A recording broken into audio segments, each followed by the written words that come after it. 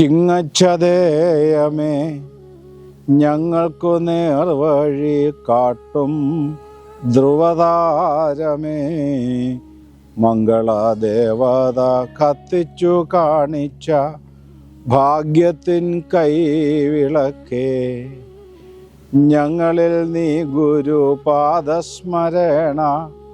വളർത്തിയും കാത്തുകൊണ്ടും പൊങ്ങീവിയത്തിൽ വിളങ്ങുക ലോകത്തിൻ പുണ്യപ്രഭാപൂരമേ, ലോകത്തിൻ പുണ്യപ്രഭാപൂരമേ.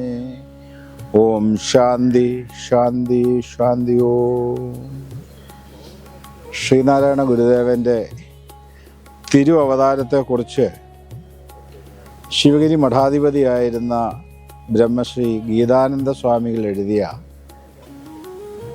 കൃതിയിലെ ഒരു ശ്ലോകമാണ് ഞാനിവിടെ ചൊല്ലിയത്.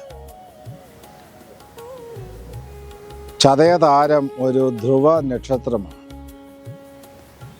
അത് ലോകത്തിന് മുഴുവൻ വഴികാട്ടിക്കൊണ്ടിരിക്കുന്ന പ്രഭാപൂരമാണ്.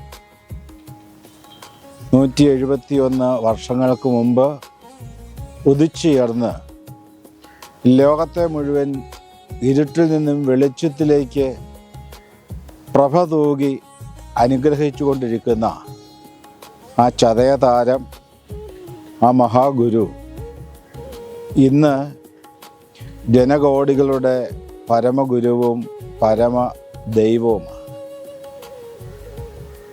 ശിവഗിരി ശാരദാമഠ സന്നിധാനത്തിൽ ഗുരുദേവൻ ഒരിക്കൽ വിശ്രമിക്കുമ്പോൾ ബുദ്ധൻ അഹിംസയ്ക്ക്, ക്രിസ്തു സ്നേഹത്തിന്, നബി സാഹോദര്യത്തിന് ഈ കാലഘട്ടത്തിൻ്റെ ആവശ്യം ജാതി മതാതി ഭേദചിന്തയിൽ നിന്നുള്ള മോചനമാണ് എന്ന് ഗുരു കൽപ്പിച്ചു.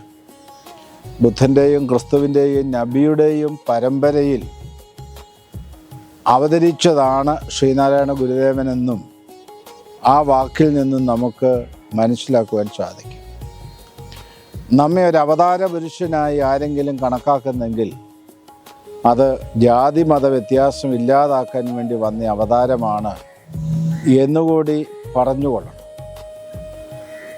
എനിക്ക് കേരളീയരോട് പറയുവാനുള്ള ഗുരുദേവ സന്ദേശമായി എല്ലാവരെയും അറിയിക്കാനുള്ള ഏറ്റവും പ്രധാനപ്പെട്ട ഒന്ന്, ഒരിക്കലും ഈ വിശ്വമഹാഗുരുവിനെ ഒരു സമുദായത്തിൻ്റെ, ഒരു മതത്തിൻ്റെ, ഒരു പ്രദേശത്തിൻ്റെ ഒരു ഗുരുവായി, ആചാര്യനായി കാണാതെ ഗുരുദേവൻ്റെ യഥാർത്ഥമായ സ്വരൂപം മനസ്സിലാക്കി ഗുരുദേവനെ ഒരു വിശ്വഗുരുവായി തന്നെ കാണാനും, അതോടൊപ്പം ഏകലോക വ്യവസ്ഥതയുടെ മഹത്തായ ദർശനം ലോകത്തിന് പ്രദാനം ചെയ്ത വിശ്വഗുരു എന്ന നിലയിൽ ഗുരുദേവനെ കണ്ട് ആരാധിക്കുവാനും എല്ലാവർക്കും സാധിക്കണം.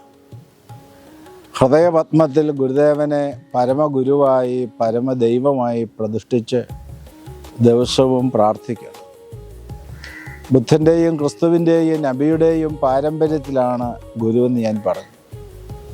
ഒരു ക്രിസ്ത്യാനി എങ്ങനെയാണോ യേശു ക്രിസ്തുവിനെ പരമഗുരുവായും പരമരക്ഷകനായും പരമദൈവമായും കാണുന്നത്, അതുപോലെ തന്നെ ഗുരുദേവനെ പരമദൈവമായി, പരമരക്ഷകനായി ഹൃദയത്തിൽ കണ്ട് ധ്യാനിച്ച് ദിവസവും ഒരു അരമണിക്കൂർ നേരം ഗുരുദേവ പ്രാർത്ഥനയിൽ മുഴുകണം.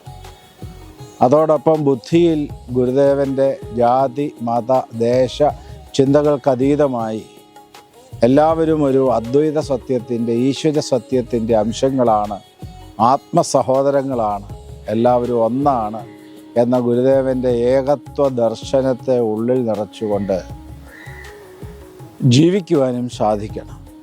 വിശ്വപൗരന്മാരായി ജീവിക്കണം. നമ്മുടെ തലച്ചോറും ബുദ്ധിയും ജീവിതവും ഒന്നിനു വേണ്ടിയും പണയം വെക്കാതെ ഗുരുവിൻ്റെ വിശ്വദർശനത്തിൽ ഊന്നി നിന്നുകൊണ്ട് ജീവിതം നയിക്കുവാൻ എല്ലാ ഗുരുദേവ ഭക്തന്മാരും, എല്ലാ മനുഷ്യരും തയ്യാറാകണം. ഗുരുദേവനെ പരമഗുരുവായി, പരമരക്ഷകനായി ഉള്ളിൽ നിറച്ചുകൊണ്ട് ഗുരു കാട്ടിത്തരുന്ന പ്രകാശവീതിയിലൂടെ, ഗുരു എന്ന് പറഞ്ഞ പ്രകാശ സ്വരൂപനാണ്, ആ ഗുരു ഉള്ളിൽ നിറഞ്ഞു നിന്നാൽ ജീവിതത്തിൻ്റെ വഴിത്താരയിൽ ഇരുട്ടുണ്ടാകില്ല. നമുക്ക് ലക്ഷ്യത്തിൽ എത്തിച്ചേരുവാൻ സാധിക്കും.